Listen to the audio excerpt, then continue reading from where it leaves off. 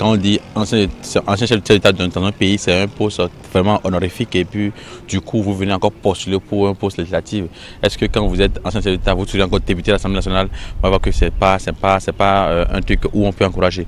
Mais si les députés le votent sans différence, c'est-à-dire sans avoir une autre manière d'interprétation de la chose, on voit que c'est vraiment une chose qu'on peut louer. Mais il y a une question qui se pose, ces derniers, c'est-à-dire celui qui a une casquette d'ancien chef d'État, s'il veut encore postuler à un poste législatif, pour lui, c'est toujours dans l'esprit de diriger le pays, dans l'esprit de partager ou d'apporter encore sa pierre difficile pour le bien-être des décisions à l'Assemblée.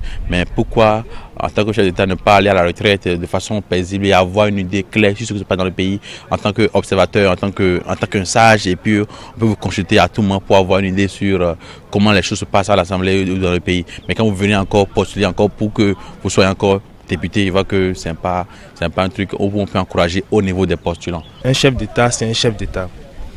Qu'il fût chef d'État et qu'il arrête ses fonctions en tant que chef d'État, reste toujours un chef d'État, puisqu'il a eu à gouverner ce pays et tout le monde a vu sa gestion. Si je suppose un instant que c'était quelqu'un qui avait bien géré le pays, ce n'est pas en voulant postuler pour autre poste qu'il va perdre son trône de chef d'État. Non, moi je ne crois pas que c'est une très bonne réforme.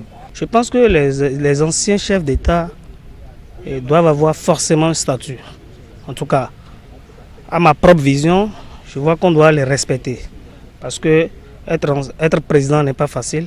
Donc le statut du président ne doit pas être forcément banni.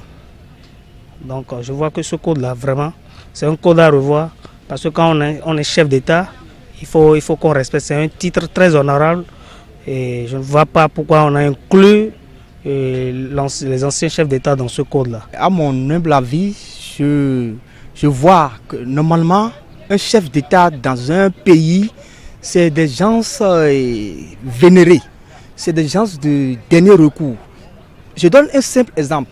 Lorsque les syndicalistes et le gouvernement sont à couteau tiré, il faut des gens pour ramener la balle à terre.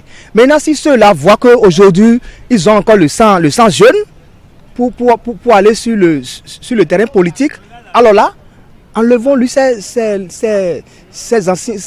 statuts-là pour qu'ils deviennent simples comme les autres joueurs sur le terrain.